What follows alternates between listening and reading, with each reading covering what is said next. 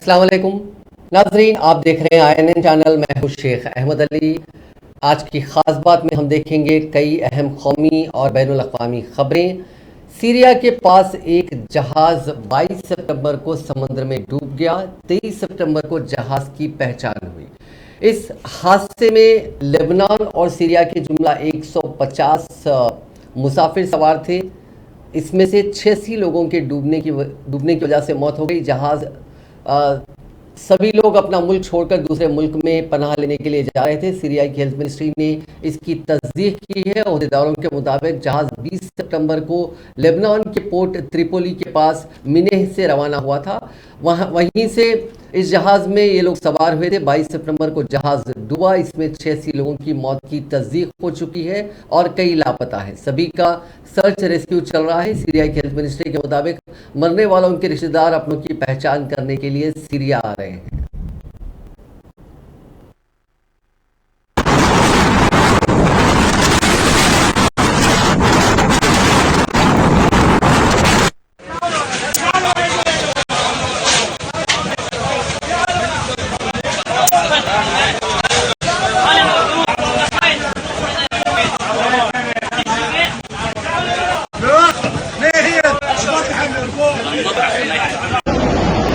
هذا في علم البحر، في علم البحر الشهري مروان.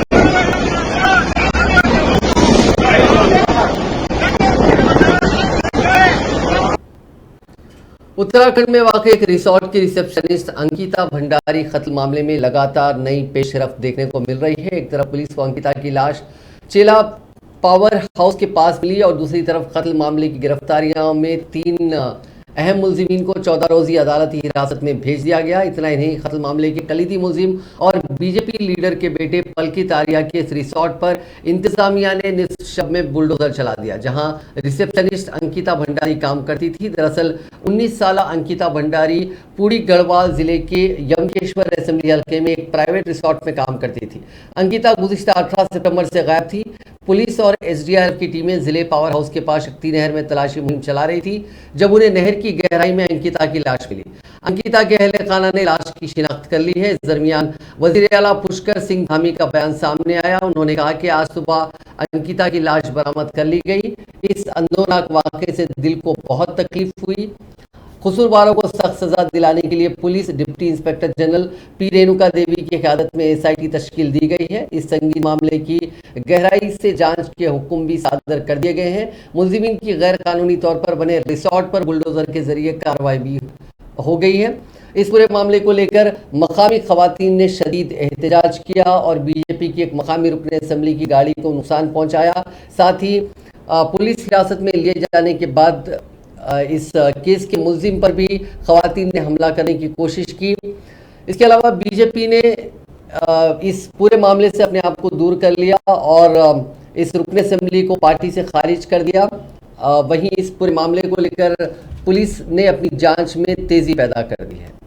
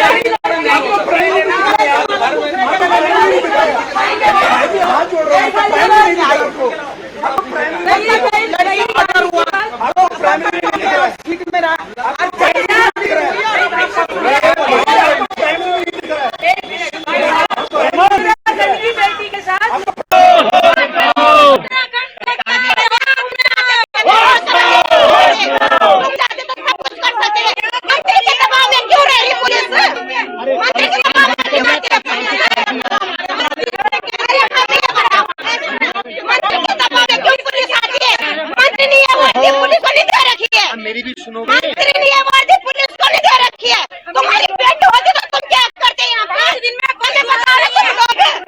दिन में शर्म की बात है।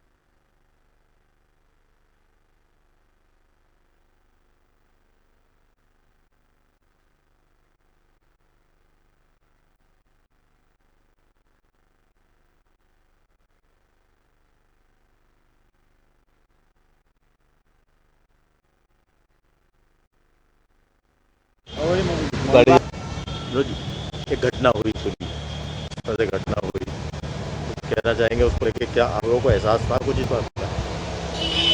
पुलकित आर्य मेरा बेटा था, लेकिन काफी दिनों से मुझसे अलग रह रहा था और हम जिम्मेदार लोग हैं और हमने ये तय किया कि जब तक जांच पूरी न हो और हमारे पद का दुरुपयोग न हो, इस कारण से मैंने कल जो है वो अपनी भारतीय जनता पार्टी के सभी पदों से त्यागपत्र दे दिया है और अब हमारे से कोई भी जांच है उसमें हम पूरा सहयोग करेंगे।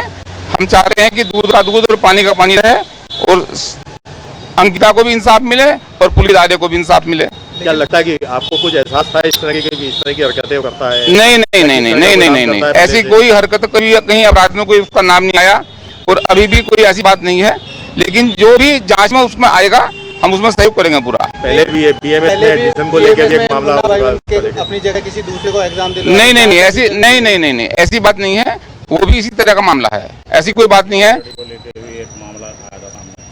कीड़ा जड़ी को लेकर भी वो नहीं भाई साहब, देखो ये तो कुछ भी कहेंगे, लेकिन ऐसा कोई बात है नहीं, मेरी जानकारी में ऐसी कोई बात नहीं आई।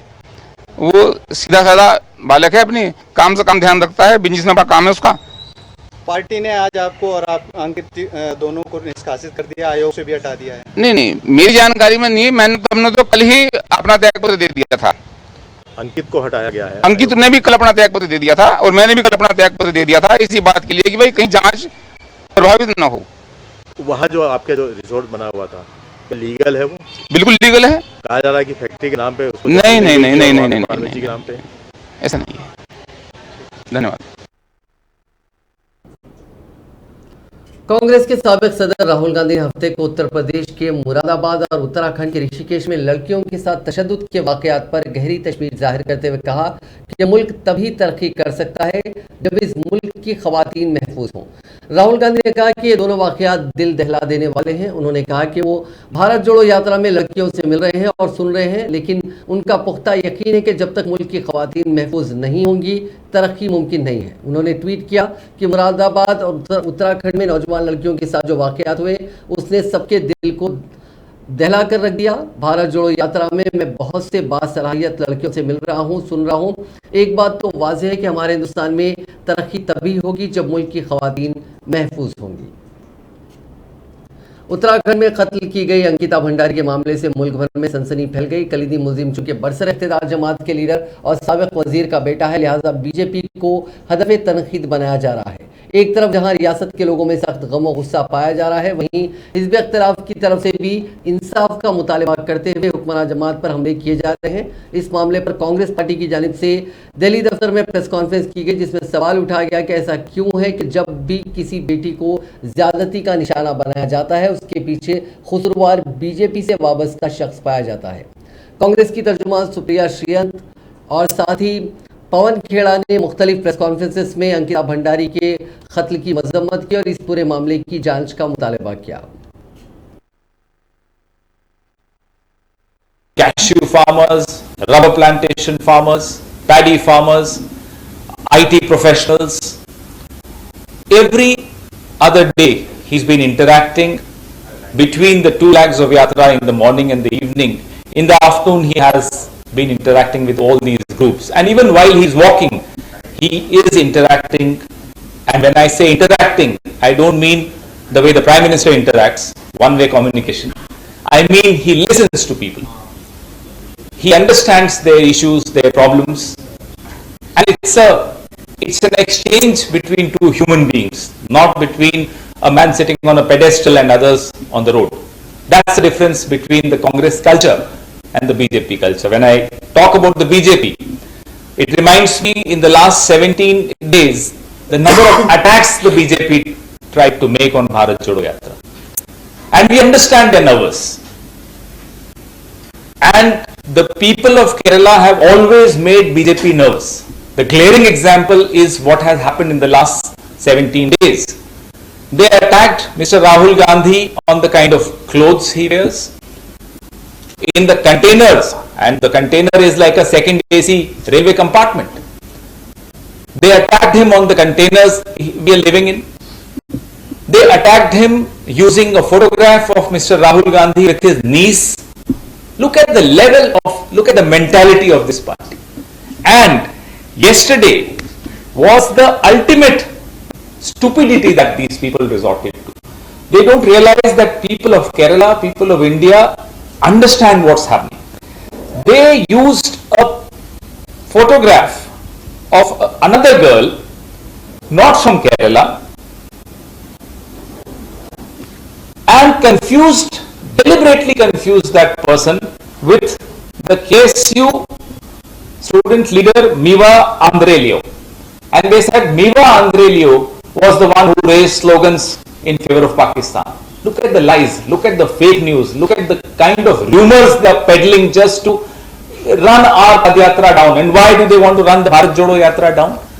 Who can have an objection to uniting the country? I ask. I think that's the noblest of all objections. 19 साल की अंकिता भंडारी जब अपने घर से वो पहाड़ की बेटी निकली होगी तो उसकी आंख में जरूर ये सपने होंगे कि वो जीवन में कुछ बनकर दिखाएगी। वो एक रिजॉर्ट में काम करने गई जो पुलकित आर्या, जो कि विनोद आर्या पूर्व मंत्री भाजपा की उत्तराखंड सरकार में उनके सुपुत्र हैं, उनका था। वहां पर पुलकित आर्या ने अंकिता को जोर जबरदस्ती करी देह व्यापार करने के लिए। जब उसने मना किया तो पुलकित आर्या सत्ता में के नशे में डूबे हुए पुलकित आर्या ने उसको नहर से फेंककर उसकी हत्या कर दी गई। एक्शन लिया गया। जब 6 दिन तक अंकिता मिली नहीं और जन आक्रोश अपनी चरम सीमा पर पहुंचा। आज सवाल यह है कि जब अंकिता के साथ ऐसा होता है तो उसके पीछे भाजपा के नेता या उनके परिवार का नाम क्यों आता है, और क्या यह पहली बार किसी भाजपा नेता का नाम आ रहा है? पिछले 48 घंटे में उत्तर प्रदेश के भाजपा के एमएलए छोटेलाल वर्मा का नाम सामने आया है, लक्ष्मीकांत वर्मा उनके पुत्र का नाम सामने आया है, महिला के साथ शारीरिक शोषण और दुराचार और जान से मारने की धमकी देने के बारे में। इससे पहले चाहे वो कुलदीप सिंह सेंगर हो, चाहे वो चिन्मय आनंद हो, और चाहे वो शाहडोल के भाजपा के नेता हो, या गुजरात के अर्जुन सिंह चौहान हो, या कर्नाटक के वो हो मंत्री जो जिनकी सीढ़ी तक निकल आई थी, वो नौकरी का झांसा देकर महिला के साथ शोषण कर रहे थे। ऐसा क्यों है कि इन बीजेपी के मंत्रियों को, इनके विधायकों को, इनके सांसदों को, इनके परिवार के सदस्यों को लगता है कि औरत के साथ ये ऐसा कर लेंगे और इनका राजनीतिक संरक्षण होता रहेगा? ये अपने आप में एक सोचने की बात है। और अंत में हमारे सिर्फ 2 सवाल हैं कि जब अंकिता की मौत को लेकर यह देश आशंकित था और शोक में डूबा हुआ था, तब स्मृति ईरानी फोटो लगाकर पूछ रही थी मेरी रसोई में क्या पक रहा है। मुझे नहीं पता आपकी रसोई में क्या पक रहा है, लेकिन इस देश की बेटियों के मन में, दिमाग में और दिल में आशंका और भय है। उस पर चुप्पी तोड़िए। और देश के प्रधानमंत्री जी, अगली बार जब लाल किले की प्राचीर से बात करिएगा ना, तो जरूर सोचिएगा कि इस देश की बेटियों के साथ आपके भाजपा के नेता ऐसा दुराचार क्यों कर रहे हैं। इन सब चीजों का जवाब चाहिए।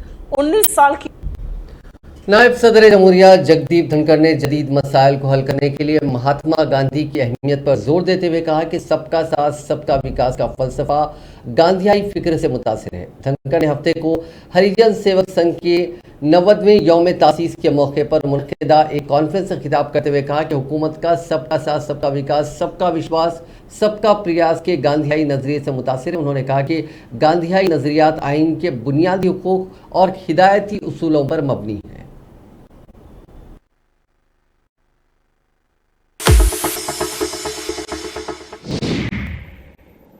डॉक्टर अंबेडकर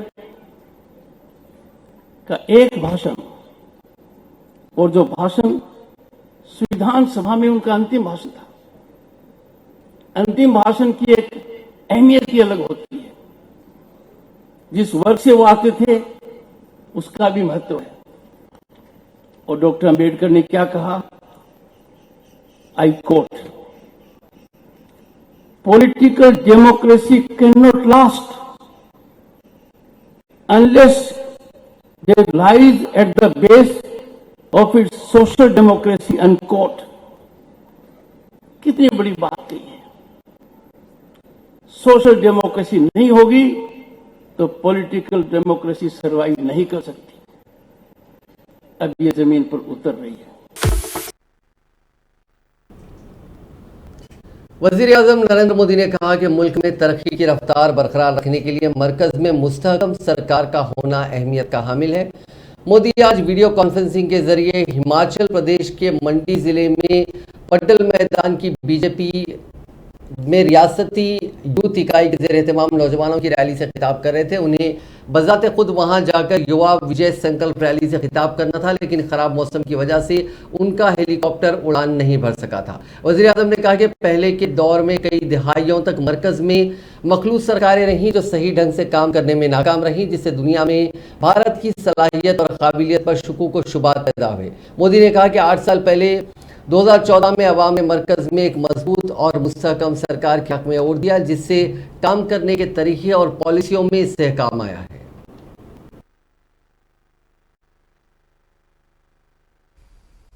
मेरे नौजवान साथियों, आज दुनिया में भारत की साख जैसे जैसे बढ़ रही है, वैसे वैसे भारत को जानने समझने के लिए, भारत से जुड़ने के लिए पूरी दुनिया लालायित हो रही है। इसके पीछे एक बहुत महत्वपूर्ण कारण है और हिंदुस्तान के नागरिक, जागरूक नागरिक, हिंदुस्तान के मतदाता, इसका पूरा श्रेय उनको जाता है। कारण क्या है मैं बताऊं आपको। बहुत दशकों तक हमारे देश में सरकारें अस्थिर रही, किसी को बहुमत नहीं था, मिली जुली सरकारें थी। कितना दिन चलेगी, कुछ करेगी कि नहीं करेगी, कर पाएगी कि नहीं पाएगी, भारत के मतदाताओं के, नागरिकों के मन में नहीं, दुनिया के मन में आशंका होती थी। और उसके कारण कोई भारत की किसी बात पे विश्वास करने से पहले 50 बार सोचने में पड़ जाता था। लेकिन 8 साल पहले 2014 में आप सब जागरूक मतदाताओं ने, मेरे हिमाचल के मतदाताओं ने दिल्ली में मजबूत स्थिर सरकार दी। सबकी सब लोकसभा की सीटें हिमाचल ने जीत करके दी। अपने बिहार दौरे के दूसरे दिन हफ्ते के रोज मरकजी वजीर दाखिला अमित शाह इंडो नेपाल बॉर्डर के फतेहपुर एसएसबी कैंप पहुंचे। वहां उन्होंने जवानों को मुखातिब करते हुए झारखंड के बूढ़ा पहाड़ और बिहार के भीम बांध को नक्सल मुक्त बनाने के लिए मुबारकबाद दी। उन्होंने कहा कि खुली सरहद पर ड्यूटी करना आसान नहीं होता। अमित शाह ने कहा कि एसएसबी के जवानों की वजह से ही आज नक्सलवाद खत्म होने की कगार पर है।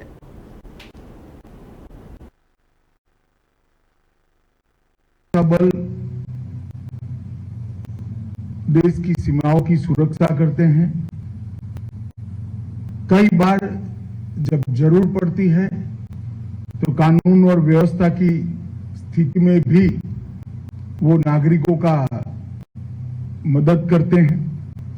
आपदा के समय राहत और बचाव के काम में भी बहुत महत्वपूर्ण योगदान देते हैं।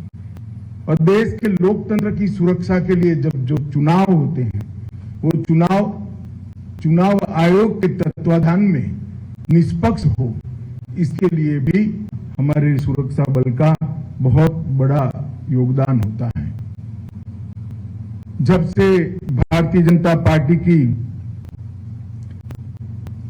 केंद्र में सरकार बनी है, हमने सुरक्षा बलों के जवानों के सीमा पर और उनके निवास दोनों जगह, मतलब आपके और आपके परिवार के सुनिश्चितता के साथ निवास हो पाए, इसके लिए एक समयबद्ध चरणबद्ध कार्यक्रम बनाया है। आज का जो लगभग 25 करोड़ की लागत से जो 5 चौकियों का लोकार्पण हो रहा है, यहाँ पर फतेहपुर बीओपी पर, पेक्टोला पर, बेरिया में, आमगाछी में और रानीगंज में, वो सभी ये पूरे राष्ट्रीय कार्यक्रम का हिस्सा है। क्योंकि मोदी सरकार हमारे प्रधानमंत्री जी के नेतृत्व में मानती है कि जो लोग अपने जीवन काल का स्वर्णिम काल देश की सुरक्षा के लिए सीमा पर बहुत दिक्कतों वाली जीवन जी कर निकालते हैं, उनकी सुविधाओं का ख्याल रखना एक भारत। पटना में मरकजी वजीर कानून किरण रिजिजू ने हफ्ते के रोज कहा कि जस्टिस डिलीवरी मैकेनिज्म मजबूत कैसे हो, इस पर फोकस किया जाए। सिर्फ जजेस की तादाद बढ़ाने से यह मजबूत नहीं होगा। केस के डील होने से तशवीश बढ़ती है। हमारे लिए अफसोस की बात यह है कि 10 से 15 साल तक केसेस पेंडिंग रहते हैं। जज, वकील और सरकार को अपने गिरबान में झांक कर देखना चाहिए। जब वो बोल रहे थे तो डायस पर chief Justice of India justice U U Lalit, Bihar के chief justice justice Sanjay Karol और सुप्रीम कोर्ट के 6 जजेस मौजूद थे। किरण रिजिजू बापू सभागार में बिहार स्टेट बार काउंसिल और बार काउंसिल ऑफ इंडिया की जानिब से मुनक्किद national seminar and training programme के इनॉग्रल सेरेमनी में बोल रहे थे। उन्होंने कहा कि जब वजीर वो बने तो उस वक्त 4 करोड़ 25 लाख केसेस पेंडिंग थे। कोरोना की वजह से इसकी तादाद बढ़कर 4 करोड़ 80 लाख हो गई। वजीर कानून ने कहा कि उनके पास कई वीडियो आते हैं, हाईकोर्ट के वीडियो को वो ऑब्जर्व करते हैं। कई खामियां दिखी सोशल मीडिया में, जजों पर जो रिमार्क्स होते हैं वो सही नहीं है। इस मामले में ठोस कदम उठाना होगा, कार्रवाई होनी चाहिए। लाइव स्ट्रीमिंग पर भी ध्यान देना चाहिए। उन्होंने कहा कि पिछले 8 साल में नरेंद्र मोदी की हुकूमत ने एक भी ऐसा कदम नहीं उठाया जिसे जुडिशरी को नुकसान हो। जुडिशरी से हम उम्मीद करते हैं कि वो अपने दायरे और कॉन्स्टिट्यूशन के तहत रहकर अपना काम करेंगे ताकि एक बैलेंस बना रहे। वहीं Chief Justice of India U U Lalit ने कहा कि वकील वो आदमी होता है जो रूल ऑफ लॉ को संभाले, उसका एहतराम करे। दूसरे, वो हर बात में वजह खोजता है, इसकी वो हमेशा कोशिश करता है। तीसरे, वो हर बात को कौमी सतह पर सोचता है। यही वजह है कि महात्मा गांधी ने दांडी यात्रा के वक्त सिर्फ नमक को ही क्यों चुना, क्योंकि नमक आदमी की जिंदगी में बहुत अहम है। वकीलों के पास काफ़ी ताकत होती है। इस प्रोग्राम को मजमूई तौर पर जुडिशरी के लिए काफ़ी अहम माना जा रहा था।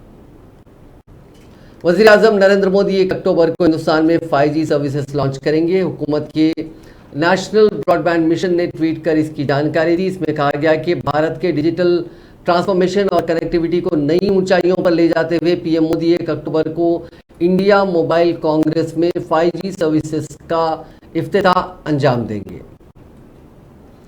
कांग्रेस के सदर के ओहदे के लिए आज से नॉमिनेशन दाखिल करने का अमल शुरू हो चुका है। ये प्रोसेस 30 सितंबर तक चलेगा। 1 अक्टूबर को नॉमिनेशन की जांच की जाएगी और उसी दिन वैलिड कैंडिडेट्स की लिस्ट जारी की जाएगी। उम्मीदवारी वापस लेने के लिए आखिरी तारीख 8 अक्टूबर है। अगर एक से ज्यादा कांग्रेस कायदे नॉमिनेशन दाखिल किया तो 17 अक्टूबर को वोटिंग होगी और 19 अक्टूबर को नतीजे आएंगे। कांग्रेस में सदर के ओहदे के लिए आखिरी बार साल 2000 में इलेक्शन हुआ था। तब सोनिया गांधी के सामने जितेंद्र प्रसाद थे। सोनिया गांधी को करीब 7,448 वोट मिले, लेकिन जितेंद्र प्रसाद 94 वोटों पर ही सिमट गए थे। 2000 में सोनिया गांधी के सदर बनने पर गांधी खानदान को कभी कोई चुनौती नहीं मिली थी। कांग्रेस सदर के इंतखाब के लिए अब दावेदारों की तादाद बढ़ गई है। पहले शशि थरूर और अशोक गहलोत का नाम सामने आ रहा था, लेकिन अब मध्य प्रदेश के साबिक वजीर आला दिग्विजय सिंह और साबिक मरकजी वजीर मनीष तिवारी भी शामिल हो गए हैं। साबिक सीएम दिग्विजय सिंह ने मीडिया से बातचीत में खुद को भी दावेदार बताया। वहीं मध्य प्रदेश के साबिक सीएम कमलनाथ का नाम भी चर्चा में है, लेकिन जराये ने बताया कि 30 सितंबर तक उनका दिल्ली जाने का कोई प्रोग्राम नहीं है। कांग्रेस के साबिक सदर और वायनाड से पार्लियामेंट राहुल गांधी की भारत जोड़ो यात्रा एक दिन के वक्फे के बाद हफ्ते के रोज पेराम्बल जंक्शन से शुरू हुई। बड़ी तादाद में लोगों की शिरकत से शुरू होने वाली यात्रा 17वें रोज दिन सुबह 10 बजे अंबुल जंक्शन पर रुकी। यह यात्रा शाम 5 बजे तिल्लूर बाईपास जंक्शन से दोबारा शुरू हुई और शाम 7 बजे त्रिशूर त्रिशूर के मंदिर के जुनूबी गेट पर पहुंची।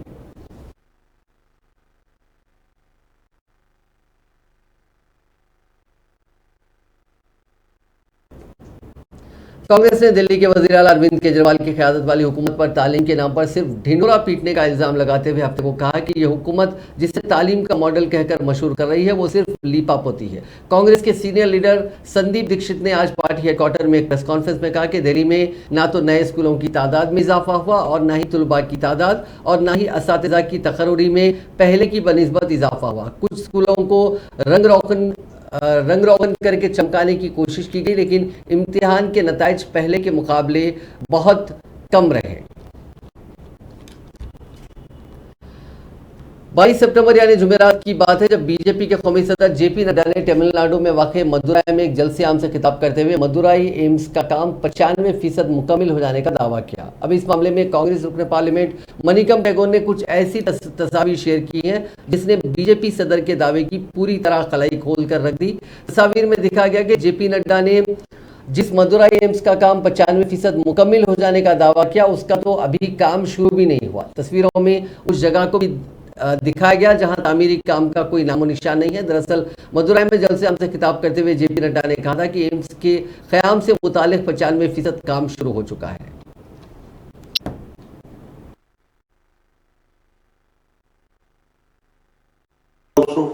But the main aim would be the spicy thing that was the All India Institute of Medical Sciences, and that was one thing. आपको तो याद ही होगा कि जब कर्नाटका में बीजेपी रुकन असेंबली मोबाइल पर फहश वीडियो देखते हुए नजर आए थे जिसको लेकर खूब हंगामा भी मचा था। अब ताज़ा खबर यह है कि यूपी असेंबली में बीजेपी रुकन असेंबली मोबाइल पर 3 पतियाने ताश खेलते हुए देखे गए। यूपी की महोबा सीट से बीजेपी रुकन असेंबली की ताश खेलते हुए ये वीडियो समाजवादी पार्टी मीडिया के ट्विटर हैंडल से शेयर की गई। वीडियो के साथ दिखा गया कि महोबा से बीजेपी एमएलए असेंबली में 3 पति गेम खेल रहे हैं। कर्नाटका में बीजेपी रुकन असेंबली मोबाइल पर फोन देखते पाए गए थे। समाजवादी पार्टी की मीडिया विंग ने इस पोस्ट में बीजेपी को तनकीद का निशाना बनाते हुए लिखा कि बीजेपी अराकीन असेंबली को अवामी मसाइल से कोई लेना देना नहीं है, ये सिर्फ बदनुआनी, असमतदरी और फालतू गेम्स में मुलविस है।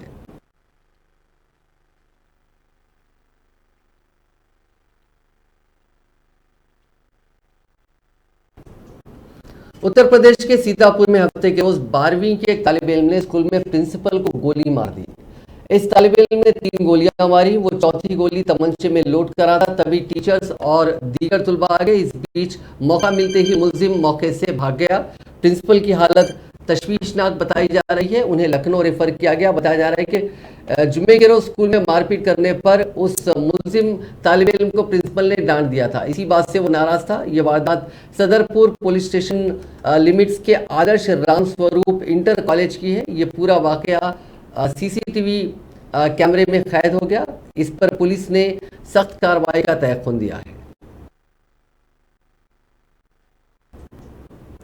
नाज़रीन, आज की खास बात में बस इतना ही। आपसे कल मुलाकात होगी नई खबरों के साथ। आप देखते रहिए INN चैनल।